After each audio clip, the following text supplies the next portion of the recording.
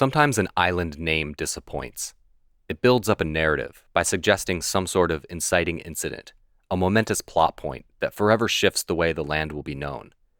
But often a name is just a facade and a letdown when you learn the reality behind it. A simple but superficial way of categorizing the world, not a riveting tale. An island with a name like Misery gets you to stop for a minute.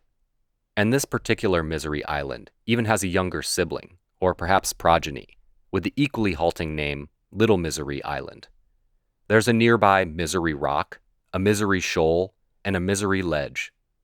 But with all this misery to be found in the Salem harbor of Massachusetts, it's not entirely clear what or whose misery it was in the first place.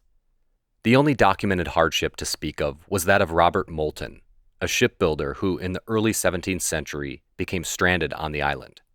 What he endured to brand the island with such a name is a story lost to time.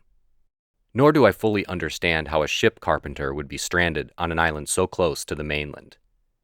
Nevertheless, if the opposite of misery is folly and leisure, the island seems to have abided by the inverse law of attraction throughout most of its remaining history. In the early 1900s, it was the home of a private socialite club, complete with a casino, golf course, lounge, and swimming area. After the club went bankrupt, it became the site of a couple dozen private cottages for those with so little misery in their lives as to afford an island vacation home. Perhaps as a counterpoint, all of this would suffer a devastating fire in the 1920s. The cottages were empty and it was the off-season. And now the island is a nature reserve, serving up misery or lack thereof to a small population of birds and wildlife. Virtually cruising this place from above, I have to remind myself not to force narratives onto a place. It would serve me better to allow the nuance, to let there be cacophony.